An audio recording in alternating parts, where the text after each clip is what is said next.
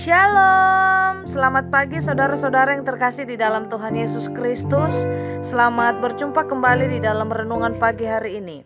Sebelum kita membaca dan merenungkan firman Tuhan, marilah kita bersama-sama mempersiapkan hati dan pikiran kita dan memohon tuntunan Roh Kudus. Mari kita berdoa. Selamat pagi Bapa, terima kasih untuk penjagaan-Mu semalaman sehingga kami bisa tidur dengan nyenyak. Dan terima kasih untuk pagi yang indah yang Engkau sediakan untuk kami saat ini. Kami mau mendengarkan firman-Mu yang menjadi sumber kekuatan baru di dalam kehidupan kami. Kiranya Roh Kudus-Mu senantiasa membuka hati dan pikiran kami semua. Amin. Saudara-saudara yang dikasihi Tuhan, renungan firman Tuhan pada pagi hari ini terambil dari Lukas pasal 17 ayat 7 sampai 10. Saya akan membacakannya untuk kita. Siapa di antara kamu yang mempunyai seorang hamba yang membajak atau menggembalakan ternak baginya, akan berkata kepada hamba itu, setelah ia pulang dari ladang, mari segera makan.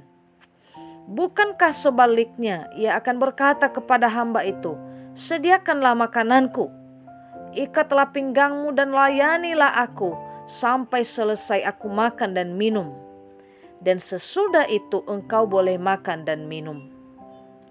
Adakah ia berterima kasih kepada hamba itu karena hamba itu telah melakukan apa yang ditugaskan kepadanya? Demikian jugalah kamu, apabila kamu telah melakukan segala sesuatu yang ditugaskan kepadamu, hendaklah kamu berkata, kami adalah hamba-hamba yang tidak berguna.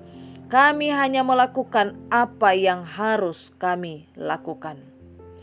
Saudara-saudara yang terkasih, judul renungan pada pagi hari ini adalah hanya hamba. Sekali lagi, hanya hamba. Saudara yang dikasihi Tuhan, ketika kita mendengar kata hamba, tentunya mengundang rasa tidak selera atau tidak senang. Oleh karena hamba adalah posisi terendah dalam strata sosial kemanusiaan. Jika kita diberi pilihan memilih menjadi hamba atau tuan, maka tentu semua akan memilih menjadi tuan. Kita akan memilih menjadi hamba ketika dalam keadaan terpaksa oleh karena tidak ada pilihan lain. Namun dalam nats ini, Yesus justru mengajarkan para murid supaya berlaku selayaknya sebagai seorang hamba dan memiliki hati sebagai hamba. Apakah ini berarti Tuhan mau kita menjadi seperti orang yang rendah? Tentunya tidak, saudara-saudara. Gambaran ini menggambarkan seorang hamba yang begitu berdedikasi kepada Tuhannya dan mencintai tuannya dengan dalam, sehingga dia melayani dan sangat menghormati tuannya. Seorang hamba harus memiliki nilai-nilai di dalam kehidupannya, yaitu yang pertama, sikap menghormati. Sikap menghormati yang harus dimiliki oleh seorang hamba adalah tidak hanya minta dihormati, tetapi juga bisa menghormati. Menghormati atasan, menghormati sesama, menghormati karya orang lain, menghormati siapa saja tanpa memandang status atau rupa orang. Orang terhormat adalah orang yang bisa menghormati. Demikian juga kita, kehormatan dan kemuliaan kita hanya karena melayani Tuhan. Yang kedua, pandai membawa diri. Seorang hamba harus pandai membawa diri dalam melakukan sesuatu sebaik mungkin.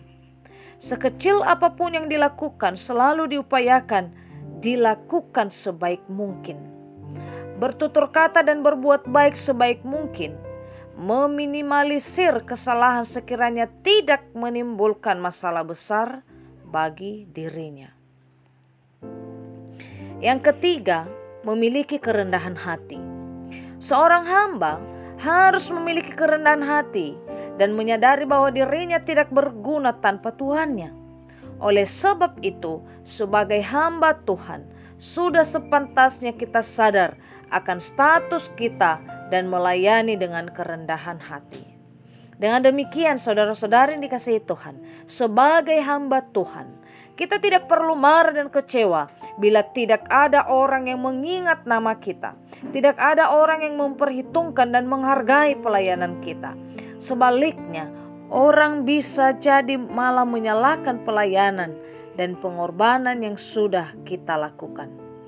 Bukan berarti kita membiarkan diri kita ditindak atau diperlakukan tidak adil, melainkan seperti teladan Yesus, kita rela melepaskan hak dan kepentingan pribadi demi menaati kehendak Tuhan dan mendatangkan kesejahteraan bagi sesama.